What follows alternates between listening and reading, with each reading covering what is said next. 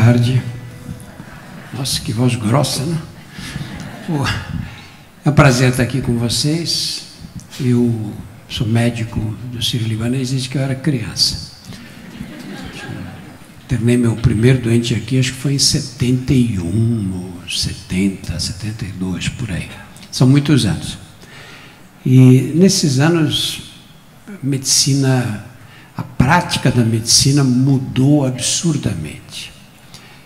Nós, antes da existência do SUS, nós tínhamos os doentes que pagavam pelo próprio tratamento e nós tínhamos uma categoria que eram os doentes que tinham direito ao INPS, que vinha do Instituto Nacional da Previdência Social. E o INPS se responsabilizava pelo tratamento dos doentes que tinham carteira assinada. Os que não tinham carteira assinada, o grupo que compreendia todos os trabalhadores informais nas cidades brasileiras e todos os trabalhadores do campo. Numa época em que, aí pela metade, pelo menos, dos brasileiros trabalhavam no campo. Então, a assistência médica era dada a um pequeno grupo de brasileiros, só, mais nada. Mais da metade da população ficava completamente sem nenhum tipo de assistência. Nos prontuários, eu vi prontuários carimbados assim, indigente. As pessoas eram consideradas indigentes, isto é, ninguém tinha responsabilidade de tratá-los. Eles eram tratados nas santas casas de misericórdia, pelo Brasil afora, eram tratados por algumas municipalidades que davam lá algum tipo de tratamento, mas não havia nenhum compromisso. Aí, em 1988, nós colocamos na Constituição que saúde era um direito do cidadão e um dever do Estado. Eu não gosto muito desse slogan, porque eu acho que infantiliza o cidadão. A primeira responsabilidade de cada um de nós é cuidar da própria saúde.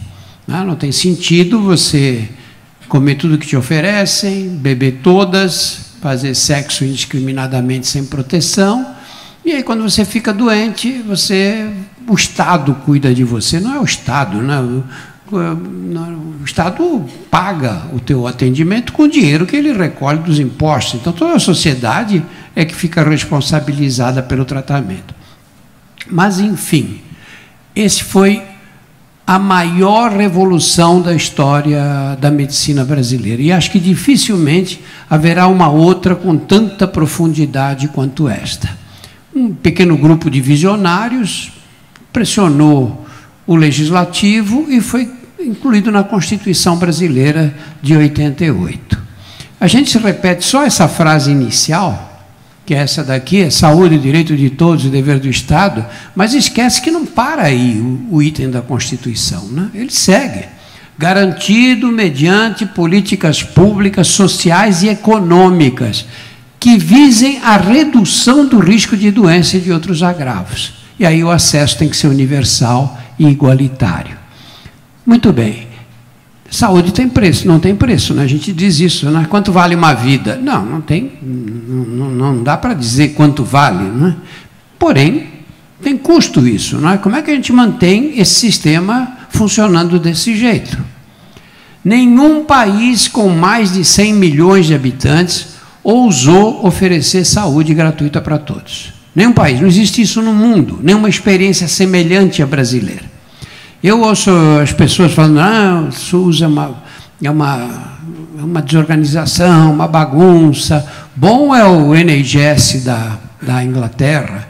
Teve uma Olimpíada lá na Inglaterra, apareceu no campo, lá na abertura da Inglaterra, NHS, é um orgulho nacional o sistema de saúde deles. A população é orgulhosa desse sistema. Nós fizemos a nossa Olimpíada aqui, a Olimpíada aqui, e não apareceu o SUS lá. E o SUS tinha muito mais razão para aparecer do que o NHS. Você me dá um país com 50 milhões de habitantes, tremendo nível educacional e bastante dinheiro, até eu organizo o sistema de saúde. Quero ver pegar um país com 210 milhões de habitantes e dizer, nós vamos dar saúde para todo mundo gratuitamente aqui. Vai organizar. um país continental com diferenças culturais, com uma tremenda de uma diversidade econômica, como é que você consegue fazer isso? É um desafio para muitas gerações.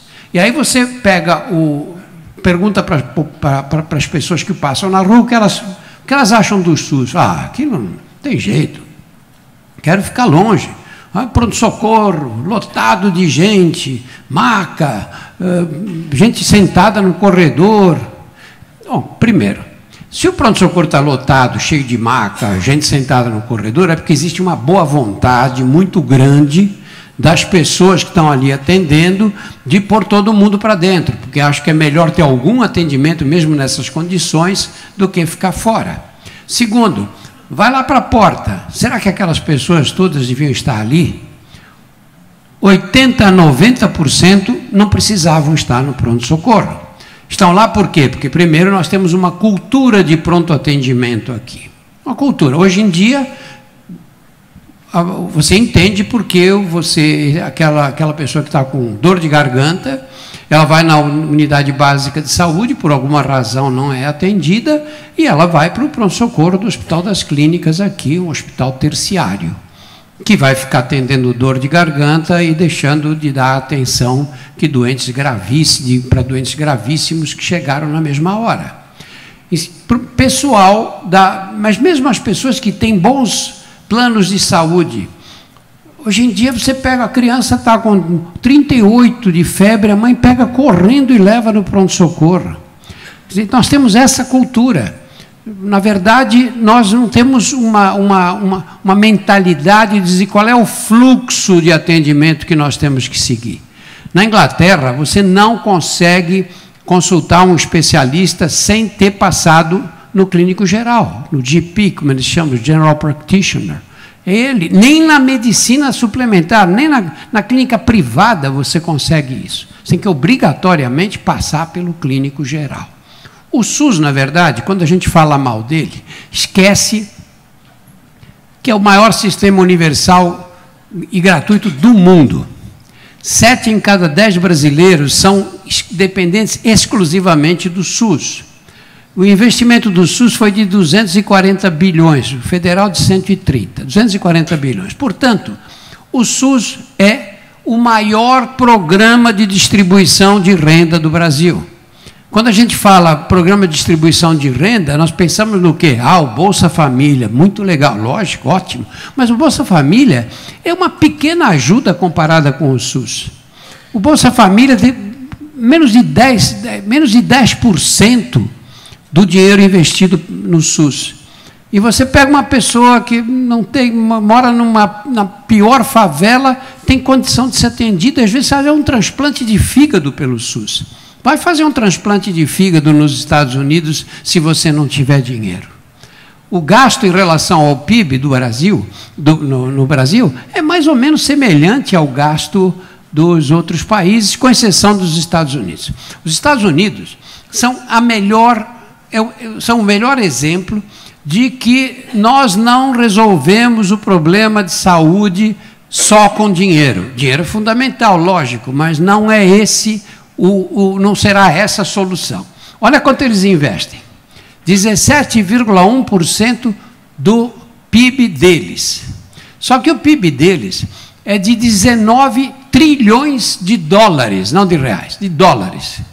17% disso vai dar aí 3,4, 3,5 trilhões de dólares. É o PIB brasileiro. Eles gastam o PIB brasileiro, um pouco mais do que o PIB brasileiro, só para a saúde dos americanos. Para justificar um investimento desse, quantos anos tinha que viver um americano? Ele tinha que viver uns 120 anos, não é? Para justificar tanta grana assim investida. 78 anos de expectativa de vida no país. A nossa é de 76, nessa pobreza que a gente vive. Santa Catarina é 79 anos. O catarinense médio vive mais do que o americano médio. Santa Catarina tem um dos melhores programas de atenção básica ou atenção primária à saúde. 79 anos. Quer dizer, você tem, nos Estados Unidos, se investe 3 trilhões e meio de dólares, e o que está acontecendo com a expectativa de vida? Está caindo. Em 2017 caiu 1 mês em relação a 2016. E em 2018, mais um mês em relação a 2017. Problema, nosso colégio, a gente investe 2,5%, mas o nosso PIB é muito inferior ao PIB do Reino Unido, da França, da Holanda, etc., né? Só que o SUS funciona como um arquipélago, né? Não existe continuidade, mas nós temos ilhas de excelência distribuídas pelo país inteiro.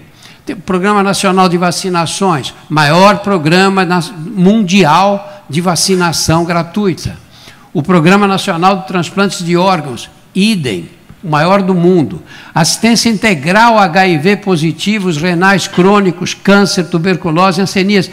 Olha, eu estava outro dia discutindo com um colega que é nefrologista, ele disse que no Brasil não existe um centro de diálise, não existe uma cidade que fique a mais de 200 quilômetros de um centro de diálise. Nós temos hemodiálise no Brasil, em número nós perdemos para o Japão e para os Estados Unidos, mas as nossas são gratuitas, e é o maior programa de hemodiálise do mundo inteiro. O programa nosso qual é? Eu não tenho orgulho de dizer isso, nós devíamos ter menos hemodiálise se soubéssemos cuidar das pessoas com diabetes e com hipertensão arterial.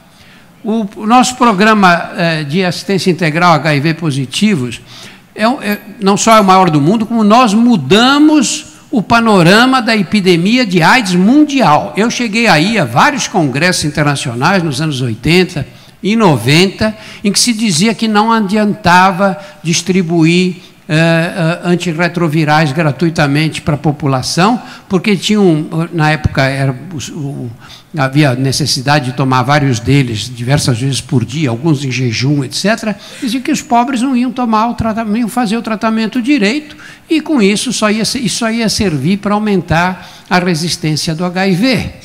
O Brasil demonstrou que nós podemos distribuir gratuitamente as medicações, e com isso nós tivemos um impacto enorme. Hoje os africanos recebem, os países da África recebem gratuitamente a medicação por causa do programa brasileiro. Em 1995, nós tínhamos a mesma prevalência do HIV do que a África do Sul, a mesma. Os sul-africanos não distribuíram medicação gratuita, o que nós fizemos. Hoje, quantos HIV positivos nós temos no Brasil? Segundo o Ministério da Saúde, é ao redor de 820 mil. Na África do Sul, 10% dos adultos estão infectados. Se nós tivéssemos 10% dos nossos adultos infectados, teríamos 18 milhões de brasileiros HIV positivos. Imagina o que teria acontecido com o sistema de saúde. 90% das cirurgias realizadas no Brasil são feitas pelo SUS. Dificilmente uma pessoa chega à vida adulta, chega aos 50 anos, sem ter passado por uma cirurgia, né? E 90% delas foram feitas pelo SUS. E outros dados que nós temos, outros setores que nós temos da saúde pública, que ninguém sabe que é o SUS. Se alguém sofre um acidente, chega o resgate ali, as pessoas pensam que é mágica, né? De repente, pá, vai parar o resgate ali, né? Cai do céu o resgate. O resgate é o SUS que está chegando. Você toma uma transfusão de sangue no Brasil hoje, no Einstein, aqui no Sírio, e olha e diz, puxa, que beleza, o sangue é seguido, olha o Sírio que faz, olha lá. Vem de onde isso? Quem garante a segurança do sangue no Brasil são os hemocentros, que são do SUS. E o programa Estratégia da Família.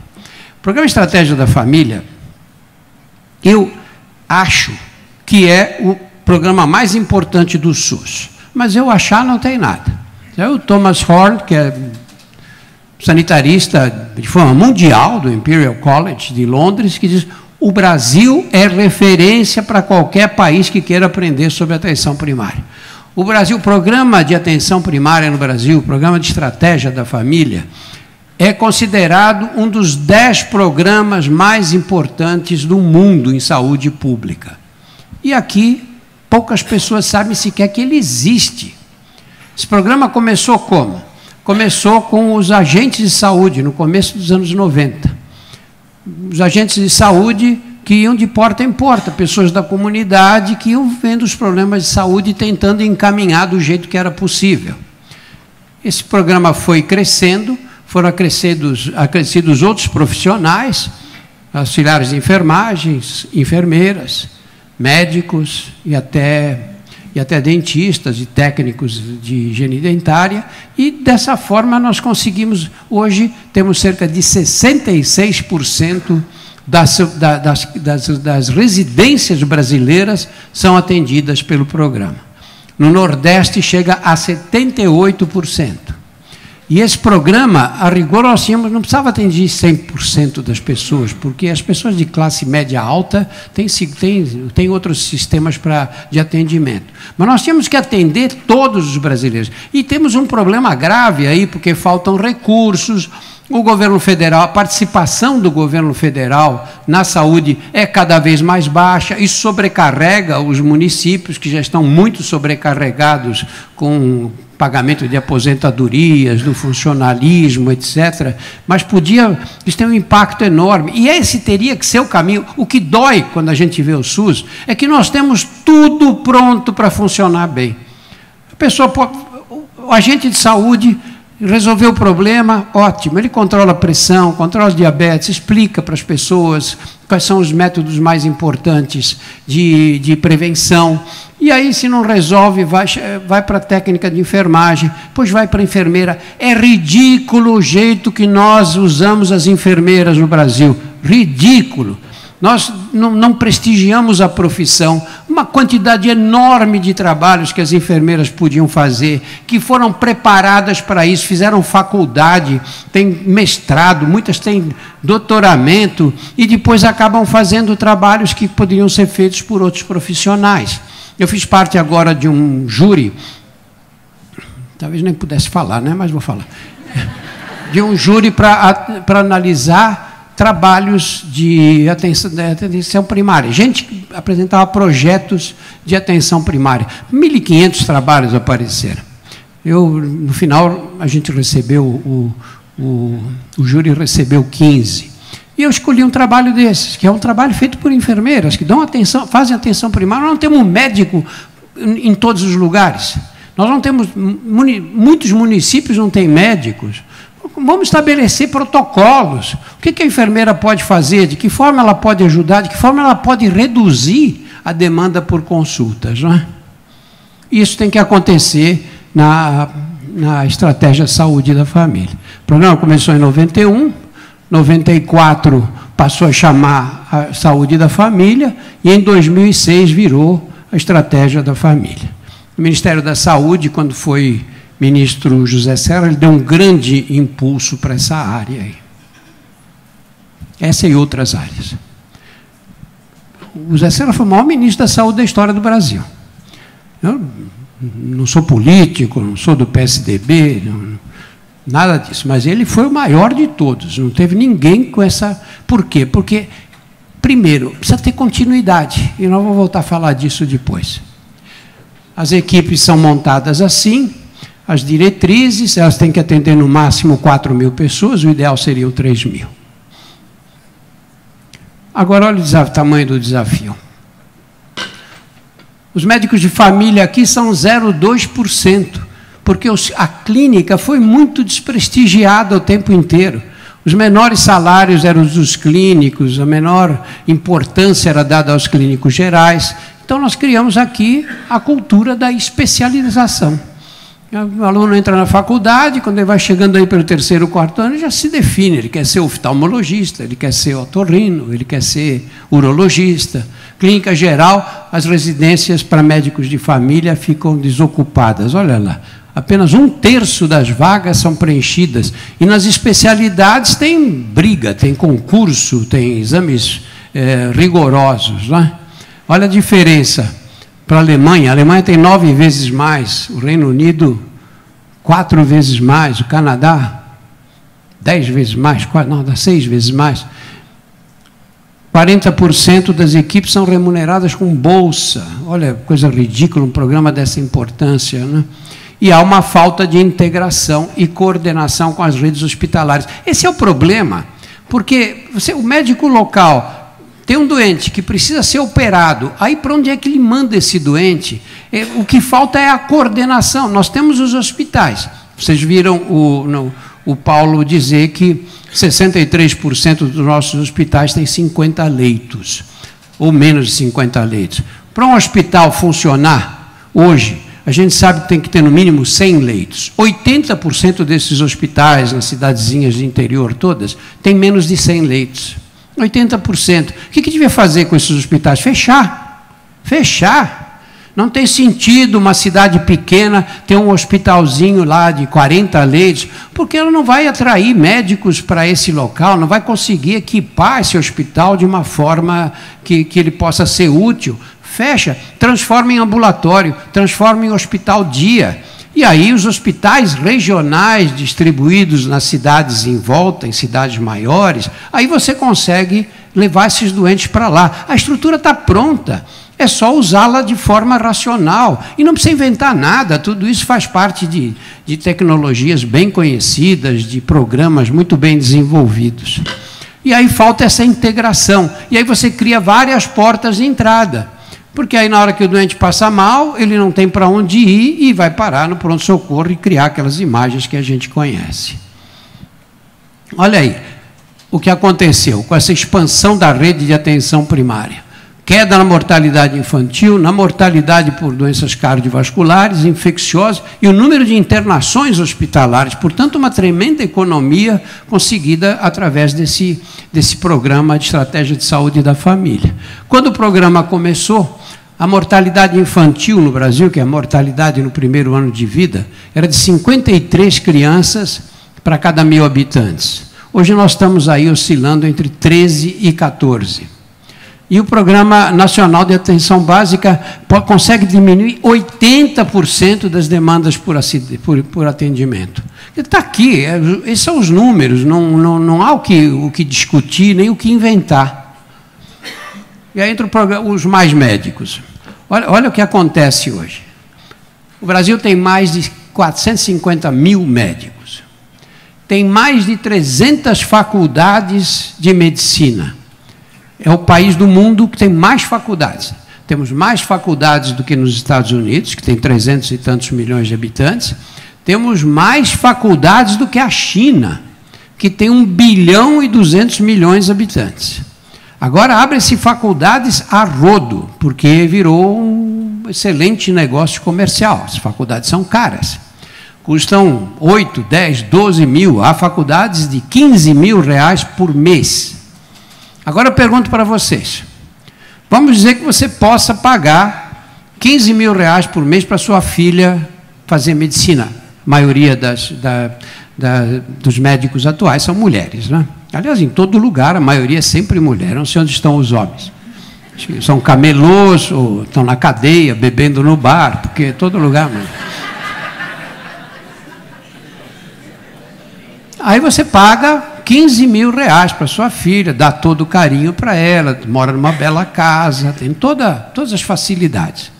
Aí ela se forma na faculdade, faz residência, 5 anos de especialização, porque ela tem condições, e aí ela chega para você e falou, pai, eu vou atender numa cidadezinha próxima de Quixadá, você é médica da família lá. Você tem um infarto nessa hora, né? Você tem um infarto. O que vai acontecer? Eu vou contar uma história para vocês que são mais jovens. Na época da ditadura militar, a filosofia dos militares qual era? Eles eram contra o planejamento familiar. Contra, completamente. Por quê? Porque eles diziam que quanto mais crianças nascessem, mais essas crianças ocupariam os espaços vazios do Brasil, na Amazônia, no Centro-Oeste, que naquela época era desocupado. Muito bem. Os comunistas que rivalizavam com os militares diziam que tinha que nascer muita criança mesmo para aumentar as contradições do nacionalismo. E a igreja da época dizia que era contra o planejamento familiar, porque eles eram contra o sexo, né? Pelo menos o sexo dos outros, né? Muito bem. Essa combinação traiçoeira fez o que com o Brasil? Nós explodimos a natalidade brasileira, não oferecemos para as camadas mais pobres da população os métodos de contracepção. Fizemos isso com a classe média para cima, né? Que resolveu o seu problema. E aí essas crianças que nasceram foram para o Amazonas, foram para o norte de Mato Grosso? Não, elas ficaram onde? Nas favelas, em volta de todas as cidades brasileiras. Foi isso que aconteceu. E um fenômeno semelhante é esse aqui. Vamos formar mais médicos. Primeiro, nós não temos professores para essas faculdades. Imagina, 300 faculdades, não vamos conseguir professores, gente formada, com currículo, com doutoramento para ser professor dessa gente? Evidente que não. Eles vão ter hospitais, escola de qualidade para poder se desenvolverem? Não. Onde é que eles vão ficar? Os mais brilhantes vêm fazer residência aqui com a gente e ficam, não voltam nunca mais. Os outros que estão mais ou menos tentam ficar próximos do centro dos estados em que vivem, nas cidades maiores.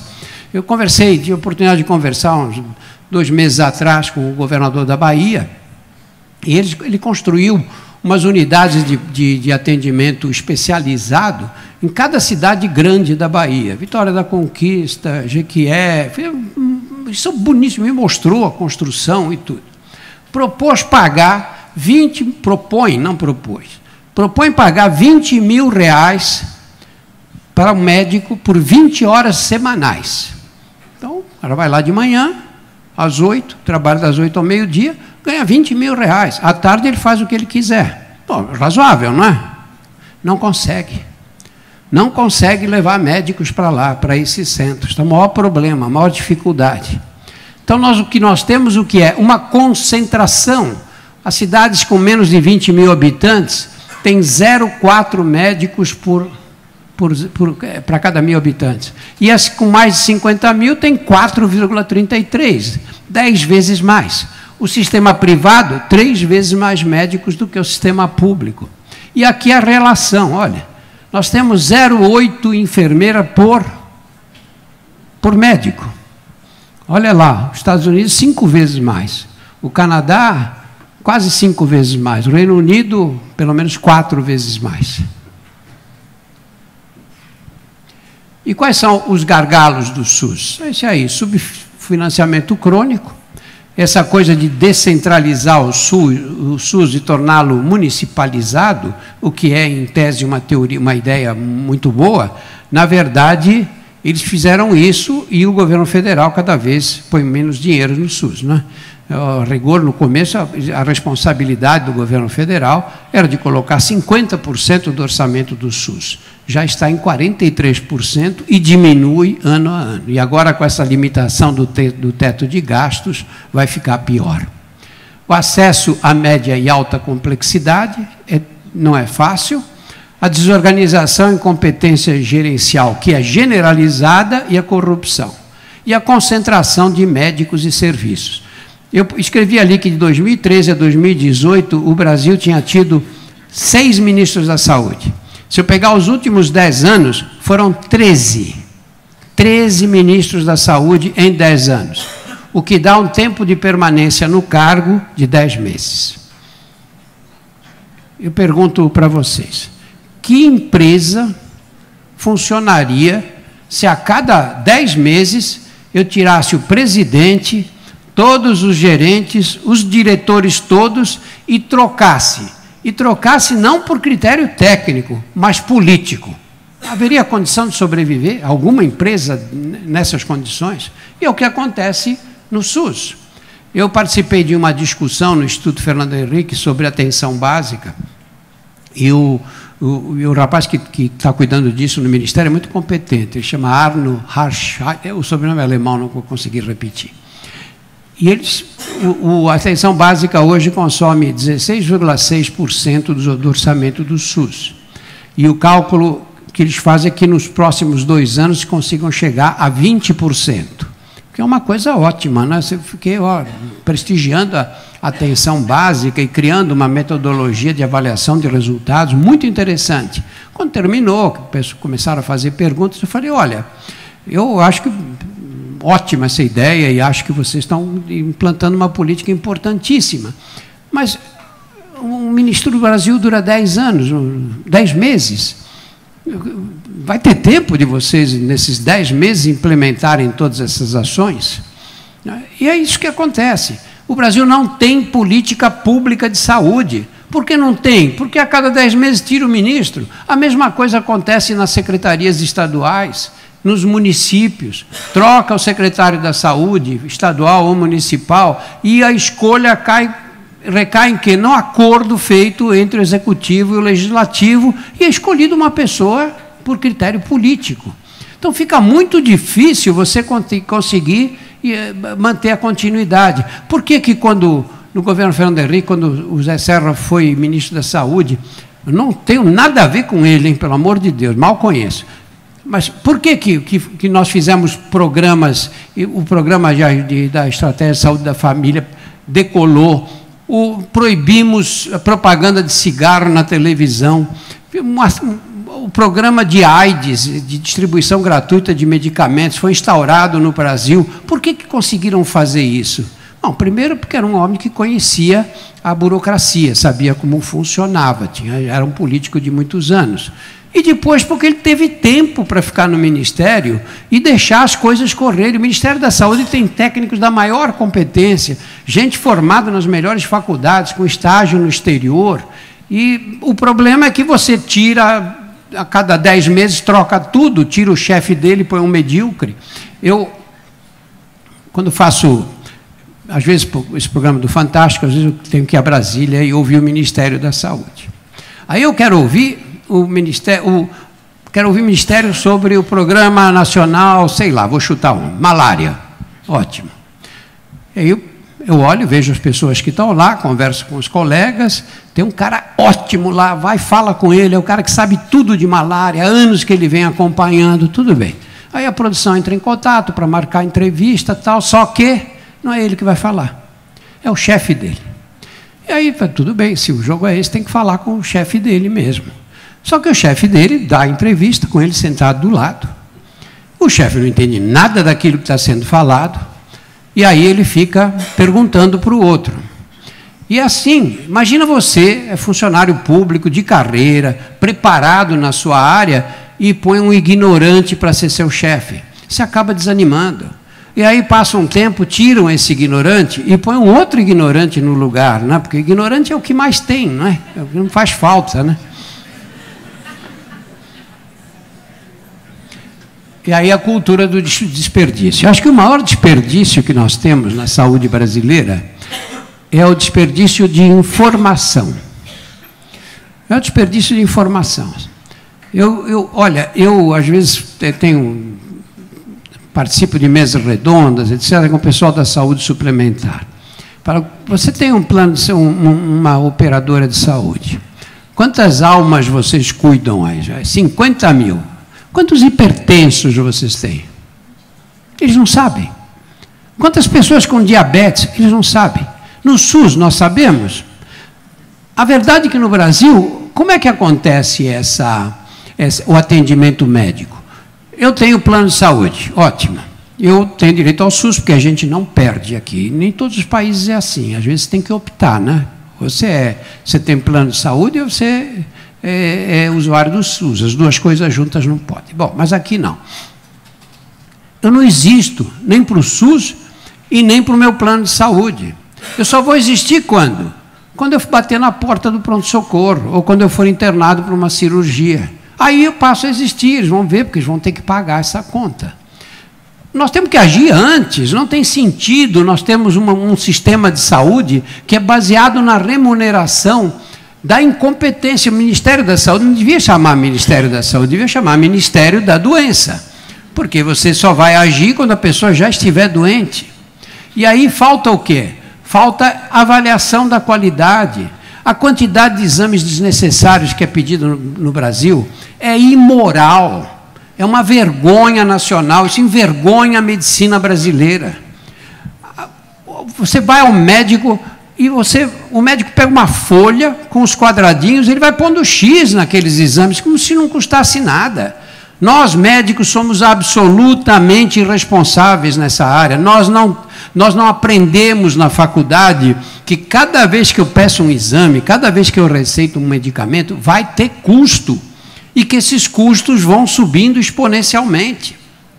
E não há nenhum controle nessa situação. Nenhum controle. Olha, eu recebi no meu consultório, uns 2 meses atrás, uma paciente que foi a ginecologista. Não estava sentindo nada. Foi para um exame de rotina. E a ginecologista fez o toque, colheu o Papa Nicolau e sentou à mesa e pediu os exames dela, que ela me trouxe. Quando ela trouxe, era um calhamaço assim, 83 exames de sangue. Entre eles, dosagem de selênio, que foi o único alterado desses 83. E ela me perguntou o que significava isso. Eu falei, não sei, pergunta para quem pediu, porque eu nem sabia que se dosava. Aliás, desculpa, não era selênio, não, era antimônio. Que eu sabia, antimônio se usava em para-choque de carro antigo, né? Nos anos 60, 70. E aí nós caímos no problema da judicialização da saúde, né? Que como você tem o direito é universal, o plano de saúde nega a realização do exame que você quer, o tratamento que você precisa, e você entra na justiça. Quando você tem plano de saúde, o que fazem as pessoas? Elas entram na justiça contra o SUS. Contra o SUS. Por quê? Porque os planos de saúde costumam ter advogados melhores e brigam mais. Com o SUS fica mais fácil ganhar o que se quer. O Estado de São Paulo gasta 1 bilhão de reais com a judicialização. Agora, olha aqui, a nossa realidade qual é? Nós temos... Aquele número está errado, são 19 milhões, né, em 2018, estava errado lá. Nós éramos 9 milhões em 90 e nós seremos 42 milhões em 2030. Isso que aconteceu no Brasil, esse envelhecimento da população, em 50 anos, foi o que levou 100 anos para acontecer na Europa. Então, maravilha, né? Um tremendo avanço, a população, a gente mora muito menos hoje. Legal. Só que tem custo isso também, né? Nós temos que nos adaptar a essa nova circunstância. Como é que envelhecem os brasileiros? Pessimamente. Aos 60 anos, 90% tem uma doença crônica, diabetes, hipertensão, problemas articulares, ortopédicos e por aí vai, né? Só por curiosidade aqui. Quantos têm diabetes aqui? Parentes com diabetes? Primos, tios, irmãos, avós? Levante a mão, segura um pouquinho para quem está na frente e olhar para trás. Diz a Sociedade Brasileira de Endocrinologia que nós temos 15 milhões de pessoas com diabetes. Eu acho que esse número subestima o total, porque está cheio de gente aí com glicemia de 200 andando na rua sem sentir nada. E quantos têm parentes próximos com hipertensão arterial? Levanta a mão. Parece que eu perguntei quem quer aceitar Jesus, né?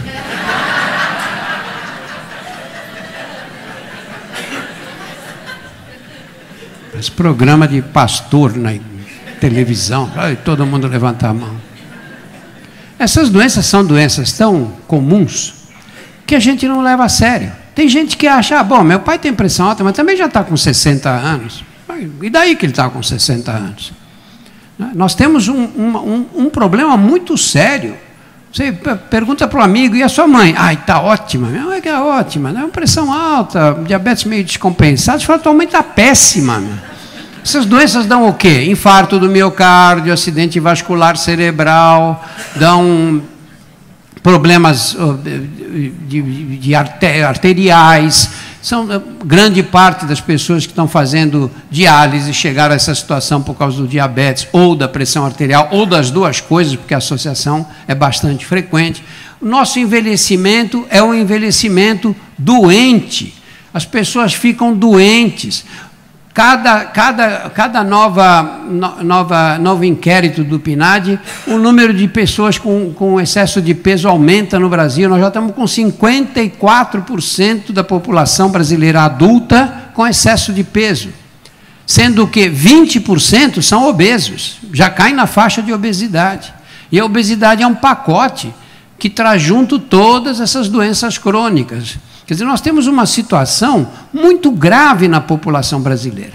E quem são os mais atingidos? Não só eles, mas os mais atingidos são sempre os mais pobres, né? Porque hipertensão arterial, obesidade e diabetes são epidemias.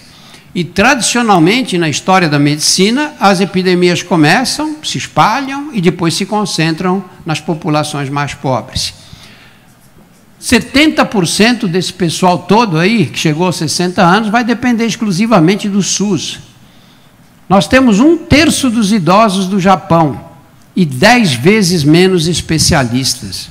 Nós não estamos preparados para essa epidemia. Hoje é difícil você encontrar alguém na família que não tenha um parente próximo de idade e com problemas sérios de degenerações neurológicas, por exemplo. Quem é que vai cuidar dessas pessoas? Quem vai cuidar dos que tiverem AVC, dos que infartarem e depois ficarem com dificuldade de locomoção? Não temos essa organização. Acaba caindo em cima de quem? Da família. E na família tem sempre uma pessoa que vai ficar parando de trabalhar, que vai empobrecendo. Nós temos que modificar essas... E qual é o único risco, a única chance de modificar? A única chance de modificar é agindo na prevenção, não há outra. Não há outra no SUS e não há outra alternativa para a saúde suplementar. O SUS não quebra, porque o SUS, quando acaba o dinheiro, para o atendimento. Tudo bem. Saúde suplementar não pode fazer isso, a lei não permite. Esse sistema de saúde suplementar ou muda ou vai quebrar, o que não vai ser bom. Não só porque quem tem direito de usar vai deixar de fazer, mas também eles vão cair onde? Em cima do SUS. Quando começou a crise econômica aí, agora, nós tínhamos 50 milhões de pessoas que eram a população da saúde suplementar. Caiu para 47, 3 milhões a mais em cima do SUS, aumentando os gastos do SUS. Olha aqui, as causas de morte hoje. Mudaram completamente. Quando eu me formei, as causas de morte o que era? Esquistossomose, doença de Chagas, malária. Ainda existem as doenças infecciosas. Nós temos dengue, temos chikungunya, tem uma série de doenças, diarreia infantil ainda. Mas doenças crônicas são 72%. Posso dizer que das pessoas aqui presentes, de cada 3, uma vai morrer de doença cardiovascular. É muita coisa. Não é praga isso, é uma constatação estatística. Aí uma olha para a outra e fala, coitada, não é tão legal, ela nunca acha que é com a gente. E olha a vergonha que é o tratamento de esgoto no Brasil, né? No norte, 14% do esgoto é tratado. Isso tem um custo em matéria de saúde absurdo, né? Não só em matéria de saúde, como em matéria de desenvolvimento psicomotor das crianças. A criança, toda vez que a criança tem uma infecção, ela precisa do sistema imunológico para combater a infecção, lógico, né? Agora, você imagina, um bebê recém-nascido usa 90% da energia que ele consegue através da alimentação para formar novas sinapses no cérebro. 90%. Por isso que dorme, né? Dorme, inferniza a mãe, mama, dorme outra vez, eles não param de dormir e de infernizar também. Aos 7 anos de idade, nós gastamos 40% da nossa energia para formação de novas sinapses. Pega a criança que mora num lugar que não tem saneamento básico, diarreia, desidratação, sai desse quadro, outra vez diarreia, infecção das vias aéreas superiores. Essa criança não consegue desenvolver a inteligência, o QI fica mais baixo. Não sou eu que estou dizendo isso, tem uma série enorme de estudos mostrando o que acontece com crianças nascidas e criadas nessas circunstâncias. Não vou falar da saúde suplementar. Vou parar por aqui. Muito obrigado, gente.